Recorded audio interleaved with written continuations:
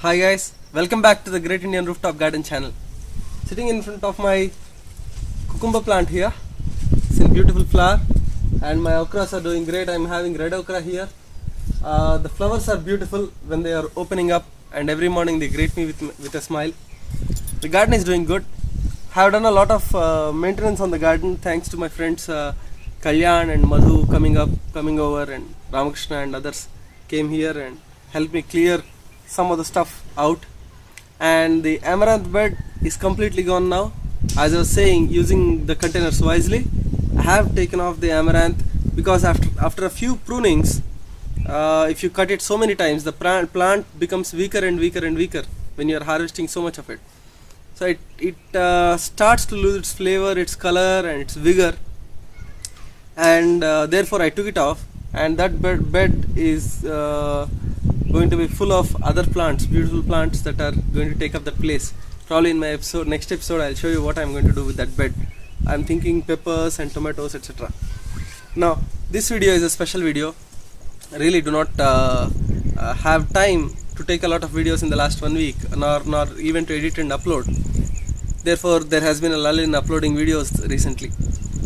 That said, this video is a special episode to introduce you to my other channel, EDJeffect Permaculture. That is the channel I made up on YouTube so that I can upload videos of permaculture and permaculture thinking and answers to people and stuff like that. Various things I am doing regarding permaculture, various projects I am doing. I hope that channel also picks up a lot of people and helps a lot of people in understanding permaculture better, introducing them to permaculture. This video is actually a reply to a person called Samruddhi Bhatnayak. He's from Bangalore. He or she, I'm not really sure. He's from Bangalore, and I have been tagged in a Facebook post, and I have been asked my ideas, some of the ideas to explore some ideas regarding fences. In that Facebook thread, there have been a lot of people who suggested various trees to be planted, etc. Now, from a permaculture perspective, permaculture is all about 99% productive thought. Oh, by the way, that's a glider. Let me wait till it passes.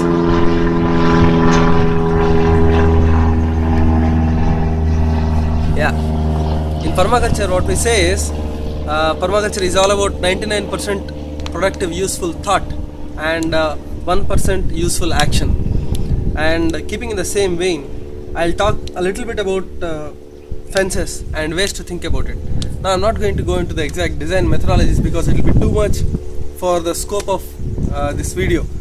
However, let me introduce you to the topic here. The person that is being considered has a 3-acre property and they want a fence planted all around it, and they are looking for live fence and ideas regarding that. When you have a farm of 3 acres, in permaculture we tend to look at the whole system as a single unit and all the elements within that system interacting with each other for the best benefit. Now in this case, the 3-acre pit is itself interconnected with all the farms around it. So the first thing we'll start thinking about is what is the farm and where is it located and what's its climate, what's its rainfall, whether you want to plant the fence based on rain-fed irrigation or you want to do it with other forms of irrigation, like are you going to do it with a borewell, water the plants with a borewell, etc. You have to think of that, and based on that you have to start selecting your trees that you're going to plant in your fence. Not just that, but there are a lot of other aspects that you need to think of, that one needs to think of, whether it is you or me. We'll start thinking about whether putting up a large fence full of trees is going to be a benefit or a determinant to both us and to our neighbors. For example, I put up a huge line of trees and it is shading out the neighbor's farm. That will lead to some conflict, and that's not something that we desire nor the neighbor desires. If it is casting too much of a shadow on our property, are we ready to use that shadow for the best use? Do we have ideas to integrate that appropriately? So you have to look at it in a slightly systemic manner Now I am supposing that you want to do organic and natural farming in those 3 acres, and that immediately puts the question of pesticides. If you have farms surrounding you, a lot of pesticides are going to come there via the air and wind that is blowing, or via the water that flows, if it flows from the neighboring farms into your farm. Now one of the ideas would be to stop it in a ditch or something, fill it up with mulch, create a bioswale. There are lots of techniques for that, and you would want to think of the trees that would soak up, that would absorb all those toxins from the soil, preferably timber trees or firewood trees, fuel trees, that would take up all those pesticides from the water, from the soil, and give a buffer for your farm. Similarly, you need to think of using the fence for various functions that it can perform. It can give you food, yeah, it can give you fuel, it can give you fertilizer like mulch, etc. It can be a habitat. If you want a wild looking fence that provides a lot of habitat, brings in a lot of birds, native birds to nest in your trees, bring in a lot of bees and pollinating insects, all those things one can think of when setting up a live fence. And in almost all the projects that I did, each direction the fence was different. My eastern fence had various much different species than the west side fence, which is different from the north side, and which is different from the south side. That is based on sun angles, rainfall, this and that, slope, and all those things, what surrounds me, etc. I don't want to just plant a tree and that's not the right way to go about it, because in permaculture we have something called a keyline scale of permanence. A person called P.A. Yeomans is said to have come up with this idea that there are various things in an order of permanence. Some things are easier to change and some things are very, very difficult to change. That's called a scale of permanence, keyline scale of permanence. Google that. Climate, for example, is very, very difficult to change. I can't so easily change the climate that I'm living in Hyderabad. But say the dirt in a container is the soil in a container is pretty easy to change. It's not that permanent. I can simply take it off, modify it very easily.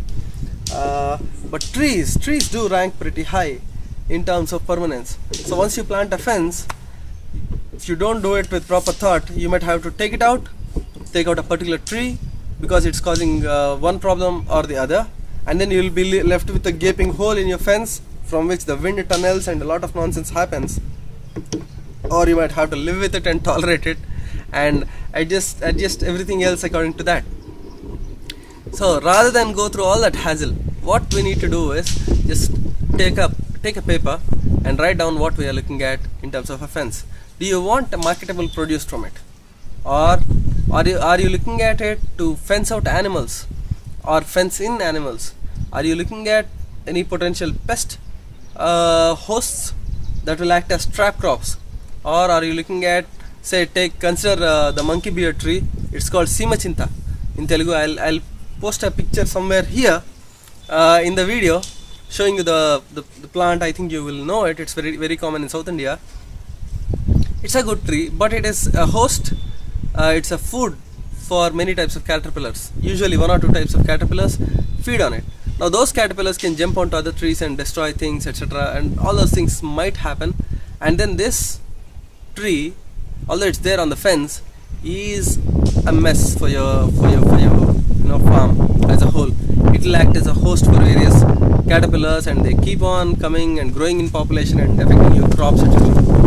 If you are growing a crop system, you might want to consider whether you want to create an acidic soil, a soil that is slightly alkaline, you want a fungal dominated soil or a bacterial dominated soil. If you are growing crops, generally you would want a bacterially dominated soil rather than a fungal dominated soil. But your trees can provide you either way, whichever way you select the trees and select what you want to do with those trees and the mulch and stuff like that. So that the fence can be a very beneficial element if you start using it. It can give you food, all of that, and you're looking for all of that. But just think of it in terms of the scale of permanence and give it enough time. I suggest going with things like bougainvillea and casuarina and probably lucina subabul. one of my favorite trees, by the way. A few trees like that which are pretty cost effective. You can just broadcast them or just sow them here and there. You can go with Glycidia as someone else suggested. Maybe a couple of neems here and there. Quite a lot of neems if you want. Neem is a good option. Lots of options for species, but I would not jump in directly with anything that is permanent. I would look at a fence that will come up very quickly with Glycidia, probably with Lucina. Probably 1 year you can have a 6 foot high, 7 foot high fence all around your farm. I'll say go with that. Observe your land, think of your irrigation, and then start including other trees into the system.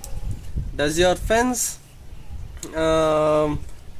need thorny bushes? Are you looking at keeping feral pigs out? Do you have a rabbit problem, and are you thinking about growing carrots, etc.?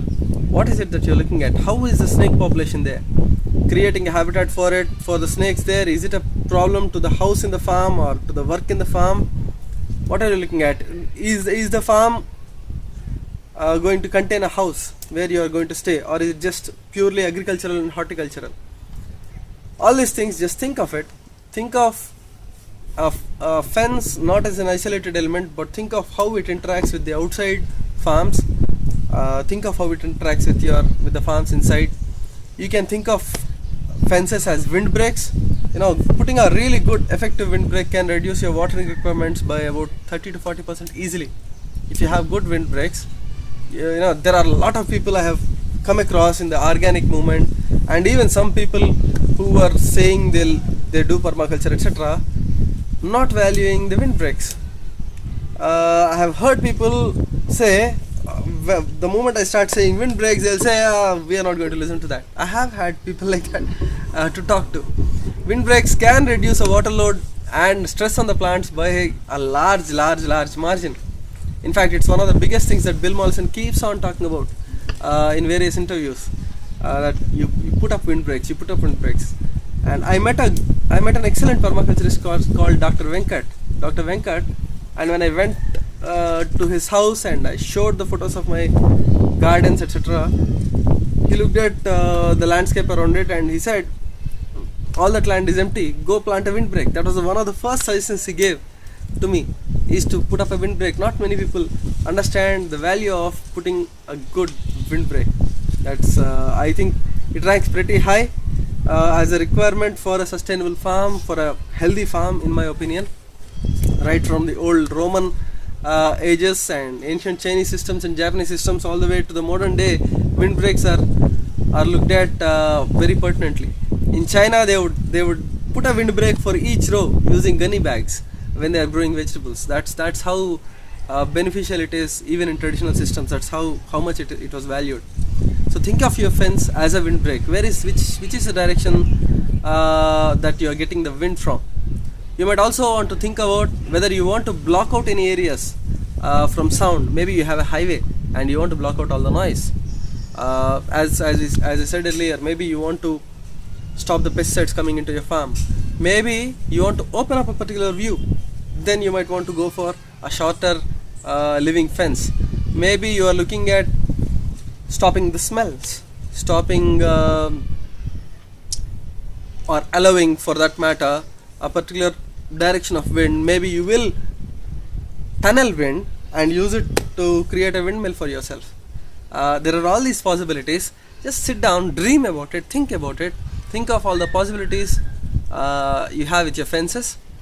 Then after that, think about each part of the fence. Maybe one large tree in a wrong place can really cast a shade in the wrong season. We have the sun going towards the south in the winter, and if you have a large tree towards the southwest of your, or even southeast of your farm, it will cast a pretty long shadow on a small farming patch, and maybe your production goes down there a little bit. So think of all those things. A fence can also be a trellis. You can start the fence to be solid pole timber kind of stuff, and then use it as a trellis to grow crops on it. You can plant the fence in a trench. You can plant it on a mound on a trench, around a ditch. There are all these options. Just go wild, write down what you want. Based on that, keep on writing, designing a fence essentially. Looking at all these directions, etc. That's what we call sectors in permaculture. I'm not going to go deep into that, but that's one more design methodology, design method, design concept that we use to put the elements in the right place. So rather than jumping into what species you want, first think of what all you would want to achieve at a basic level from your fence. Then layer on top of it various uses that you might want to put in.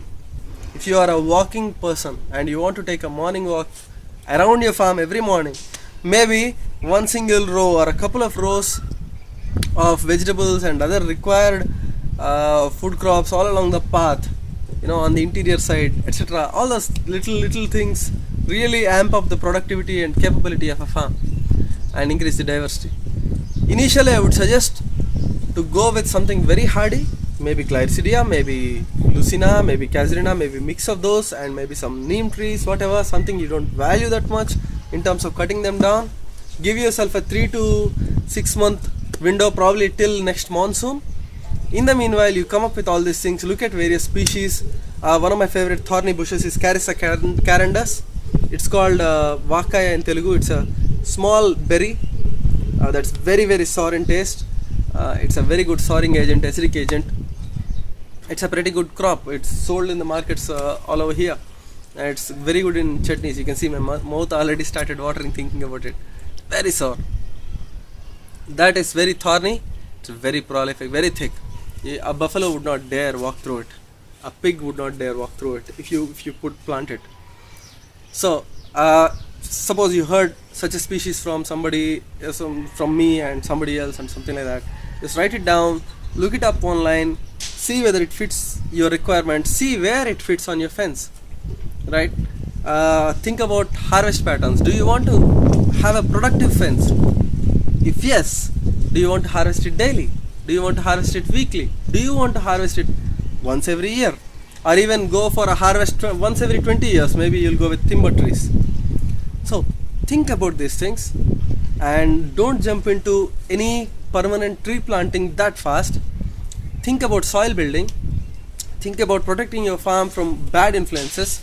Think about allowing good influences into your farm. Planting mulch trees, which you can easily chop off, and all that will be useful as mulch on your farm. Things like Clyridia, etc. Go with that. Rains around, and that's basically what it is. So this is a short video I'm going to upload on EDJeffect Permaculture as well as here, because a lot of my friends that are doing rooftop gardening are also doing farms and are also doing permaculture gardens and food forests, etc. Now I'm posting it here because this might trigger some of them to think in a holistic way, in a more broader sense regarding each of the elements, particularly a fence in this example. So I'm uploading this. There's another reason why I have to put it on video, is because a lot of people have asked the same question on Facebook, and I figured if I put up a video, it's really rather easy to share this with any of my friends who would ask a similar question. Now, thank you for watching this video. I hope it has been useful, and this can be extrapolated to various edges on your rooftop itself, if you can think about it. Yeah, that's about it, I guess. Share this with your friends who are farmers if you think it is useful. Yeah, please leave your comments down there, subscribe, keep watching the Great Indian Rooftop Garden channel with a very productive garden all around me. DJ signing off. Have a great day.